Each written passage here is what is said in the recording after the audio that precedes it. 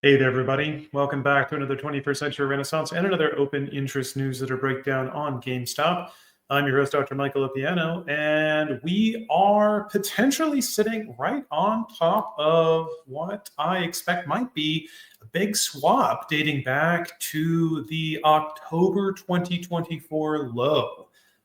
Thinking about why that may be playing into our price action here, what that might mean going forward. And yeah, how that relates to a bit of what we saw both recently and going back to last year. So that's coming up today. That's what I think we're dealing with right now. I'll walk through that later once we get to our biblical discussion for today.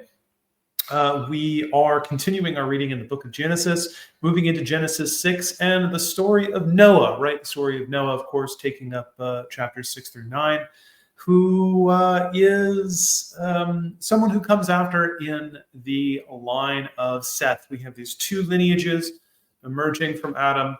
We have his youngest son, Seth. We have another lineage from Cain. Obviously, some question marks about maybe the exchange of names here. Interesting that there are these kind of two figures named Lamech in both of these lineages. But in any case, right, what we see is we see two different sorts of lineages emerge. Those that are descended from Cain end up sort of multiplying the curse of their fathers, right? So Adam's curse is multiplied in Cain, and Cain's curse is multiplied in his descendant Lamech, right? Of course, Cain himself being the father of cities, his descendants being the fathers of various technological contraptions, weapons of war, metallurgy itself. So this is the Cain's descent, as well as the father, right? His descendant Lamech is the father of polygyny, that is the taking of multiple wives. And this is something that's very important here as we take a look at the story of Noah. Those of you maybe who haven't taken a look too closely at the story of Noah for a while, right? You might be surprised to learn exactly why. I mean, I certainly was surprised when I started to, a few years ago, I went back to take a closer look at some of these biblical passages as preparation to teach them as part of a Great Books course, which was, really my favorite course that I've ever had the opportunity to teach. Major part of why I'm so moved to continue to talk about the Bible in this context is because of my experience there. But really, when I went back to take a look at this was something that stood out to me, right? And we'll see, right? This detail about polygyny from the line of Cain is something that emerges here right very prominently at the beginning here of the story of Noah. So let's take a look. And it came to pass, when men began to multiply on the face of the earth, and daughters were born unto them, that the sons of God saw the daughters of men, that they were fair, that is, beautiful, and they took them wives of all which they chose, meaning they took as many wives as they pleased. And the Lord said, my spirit shall not always strive with man, for that he also is flesh, yet his days shall be 120 years. There were giants in the earth in those days, and also after that, when the sons of God came in unto the daughters of men, and they bare children to them, the same became mighty men, which were old, the men of renown. And God saw that the wickedness of men was great in the earth, and that every imagination of the thoughts of his heart was only evil continually. And it repented the Lord, and he had made man on the earth, that is, he regretted it. And it grieved him at his heart.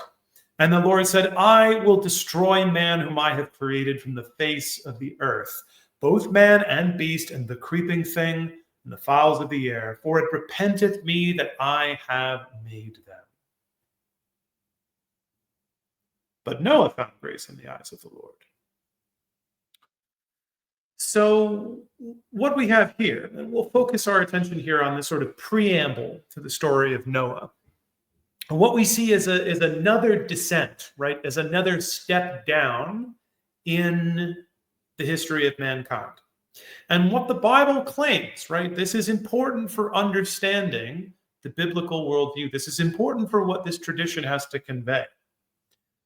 The Bible conveys that mankind falls into a state of supreme decay, the utmost extent of the lineage, let's say, of Cain and the lineage of Adam, is that mankind, right, first develops polygyny, starts practicing polygyny, and then starts practicing unlimited polygamy, unlimited polygyny. That's what we have here, right? This is the fundamental element that the Bible presents as the root of the problem. Well, let's say a contingent circumstance. Adam's sin, of course, is the root. Cain, of course, is an important. Cain's sin is an important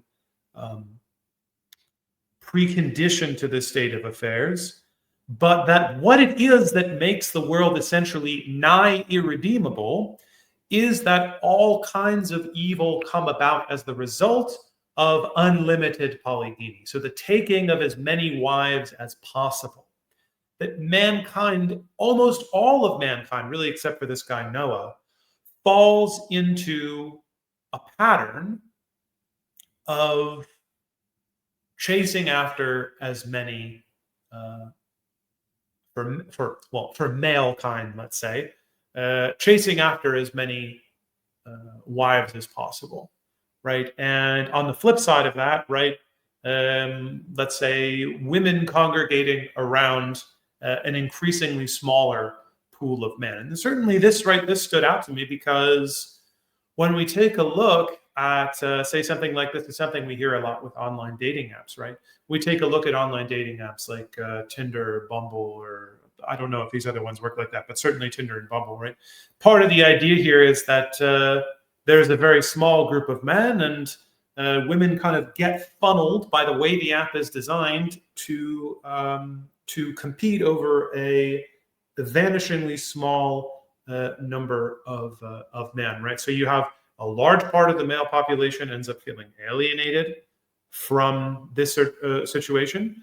The female population feels as though, right, that men are harsh, that men always cheat, that men lie, right, and right, because they're focused on this vanishingly small number of men, and these vanishingly small number of men end up being these sort of giants that compete with one another over, say, racking up notches on the belt, something like that, the agglomeration of new wives, right? And so, right, what is produced is there are giants of men, something like the Age of Heroes is produced as a result of this. And what result is wickedness, right? We can assume, right, this has something to do with what does the situation produce in our day, even in a limited capacity. It produces jealousy, it produces envy, hatred, competition over the wrong things, right? This is the thing too, right? Men and women often will complain, and you see this on Twitter or Facebook or something all the time. Men, blah blah blah blah blah blah blah. Women, blah blah blah blah blah blah blah. Men, blah blah blah blah. Right? There's a why do women do this? Why do women do this? Why do men do this? Why do men do this? It's something like this, right? And there's almost like this. It turns things into, I think the term is typically used like an intrasexually competitive arms race, something like that. And so the whole world becomes preoccupied with these things, not, let's say, with the furthering of creation, not with becoming nearer to God, to becoming nearer to the divine source of all life. Not that, but these sorts of petty competitions, let's say. Perhaps it becomes a world of low trust, something of that sort, with the result that these decisions, which are the consequence of the first decision to take polygyny, become the norm.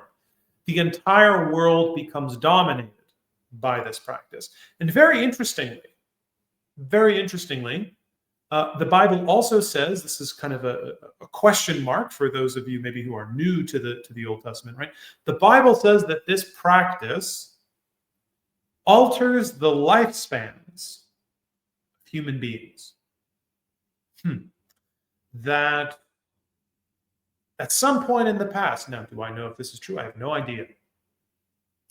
But that at some point in the past, closer to creation, let's say, closer to the original world parents and Adam and Eve, human beings have a lifespan that goes into multiple centuries, 700 something years, 800 something years.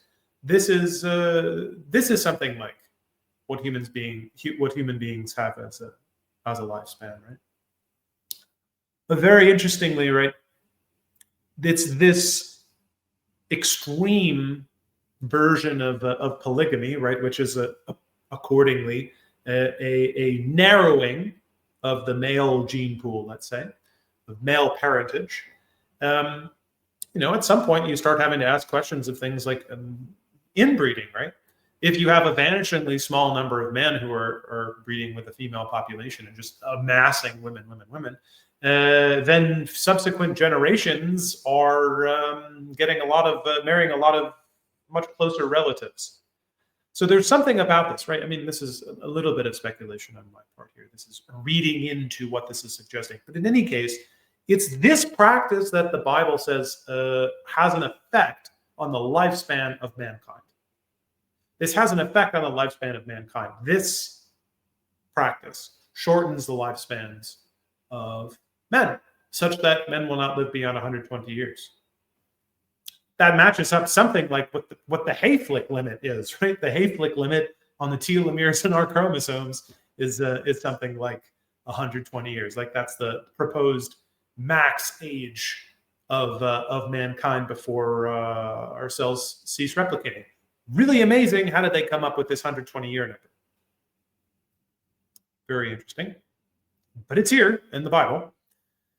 So this is suggested, and it's suggested that as a result of this decision to engage in unlimited polygamy, the world falls into a state of evil such that the author of creation conspires, let's say, to have it erased, with the exception of a single man, his one wife, and his 3 sons, and their wives, right? They're single. We'll take a look at the story of Noah next week, or next video. But this is an important, right? This is an important foundation to establish. And what this seems to suggest, right, is if we are not careful, if we allow ourselves to fall into this situation, if we allow our society to, right, this is something right in the modern age we've welcomed back in. This is something that our ancestors largely did away with. I mean, not everyone, right? No one lives in a perfect world. But this is something that we notice in modern times, let's say, with the increasing of, let's say, laxity in marriage, laxity and, say, discipline for things like divorce. And to the extent of things like hookup culture or basically finding oneself for many, many years, meaning, having perhaps dozens and dozens of, short-term wives or something like that, to the extent that it even eschews the reproduction of children. This is something certainly that we have welcomed back into our society in our days, perhaps not in an irredeemable proportion, but it's something certainly that the Bible we're at chapter 6 of the first book here. This is not very, right? This is a vanishingly small number of pages. We've actually moved through this corpus. And it says the first thing that messes up society is all of the men going and taking as many wives as they want. That's the first thing. That's the first thing that ruins everything and makes God want to destroy the earth. Wipe it clean of mankind. Food for thought. Food for thought, and certainly what that might have for us in store if we decide we want to go down a path like this. Eh? Some things for us to consider. But let's go ahead and turn our attention now over to our discussion of GameStop for today. And we will go ahead and start with our gratitude. Today's gratitude once again goes out to Dude McStud for sponsoring today's article and video breakdown, as well as to our monthly supporters, Not Medical Advice, Kurt Lusko, Cosmotropic, Dayswag52, Cameron De Leon, Drew Krantz, and Hey Luckies, aka Faith the Fluter.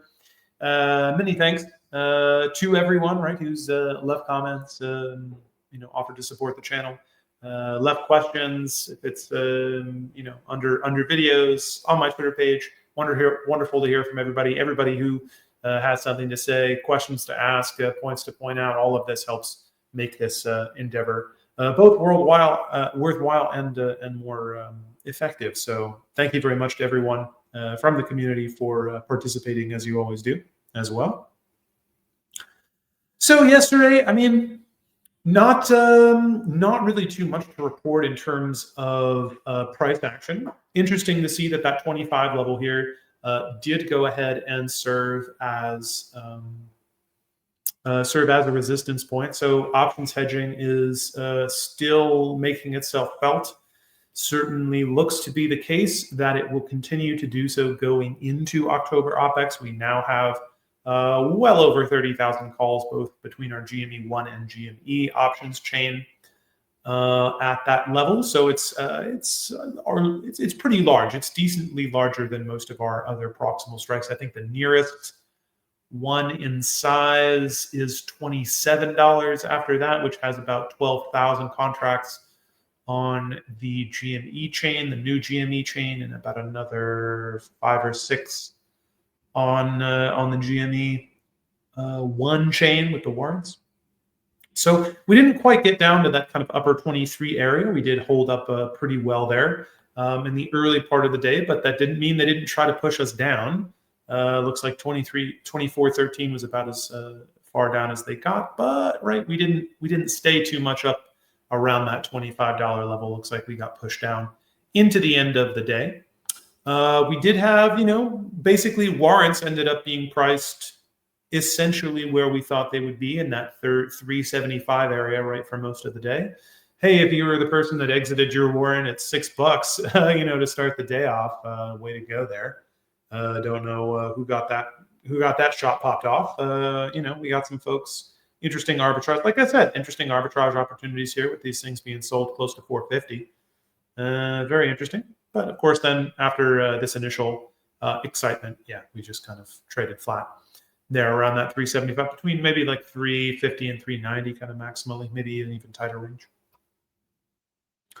But I started taking a look here at altimeters indicators once again. And as we can see, right, we did have a pretty big bottom finder flash yesterday on the daily chart. And that is yesterday we had, I think it started the day before, but of course, these two icons here, right, these two lines diverged even more so yesterday, and we got another day of flashing. So we have this, I guess, lady gobble effect as looks like a big open mouth, something like that. That altimeter likes to refer to this pattern as.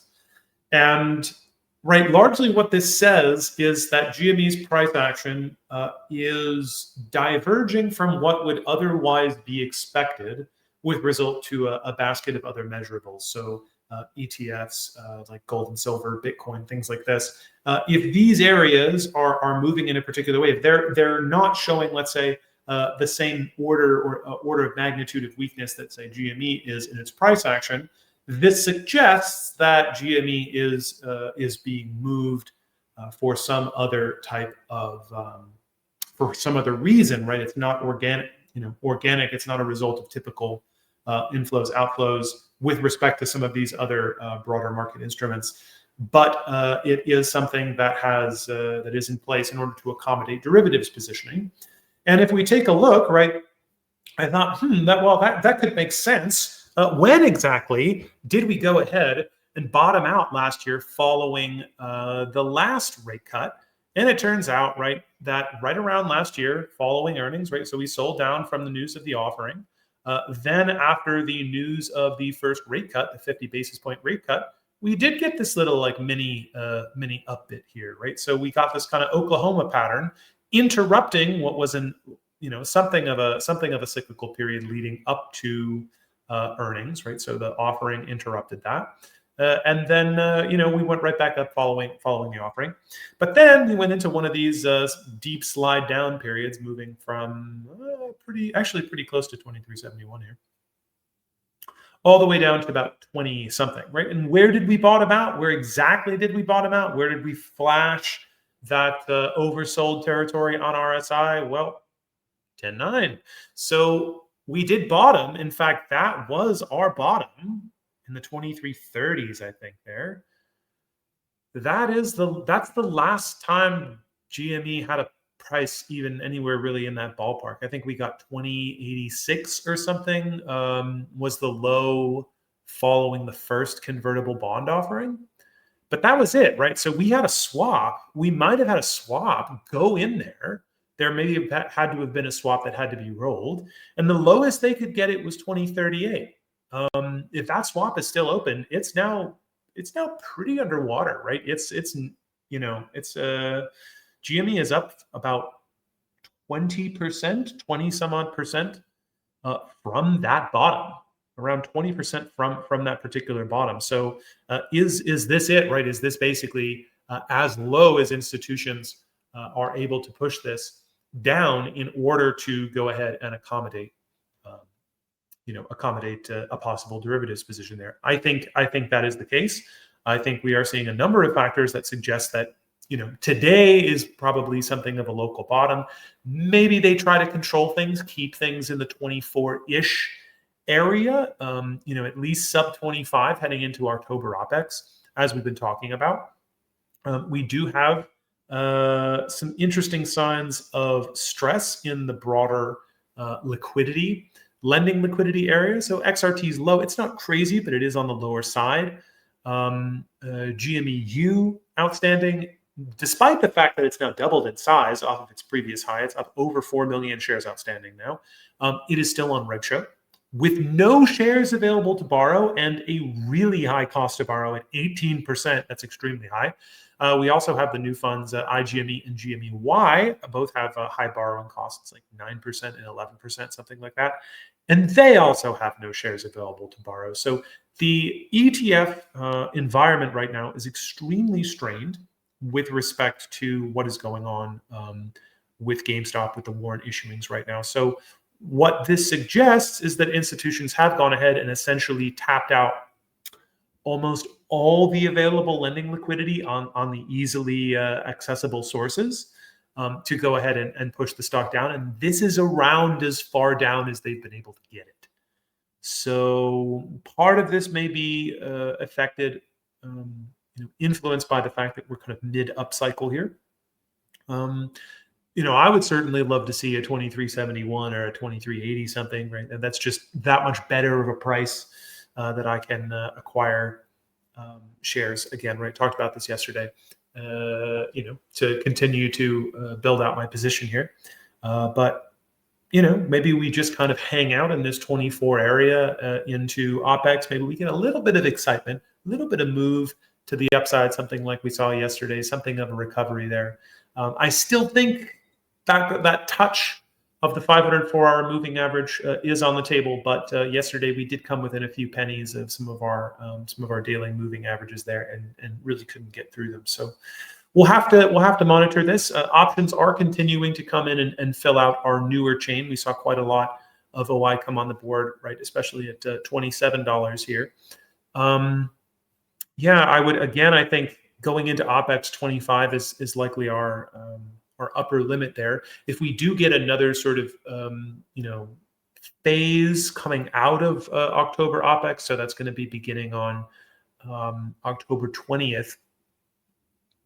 That's getting pretty close to the October 29th rate cut, which again, right, so the FOMC is happening again is meeting again October 29th, which happens to be National Cat Day this year. And it is expected that they will go for another 25 basis point cut. So, I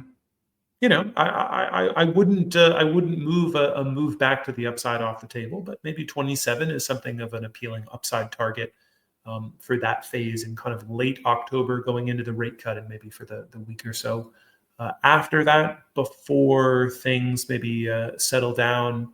I don't know. We also have institutional filing deadline coming up in November. It's going to be worth taking a look at. It's going to be very interesting. I wouldn't expect things to get too out of hand Not necessarily seeing things move back into the 30 or certainly above 30 area prior to some more earnings news.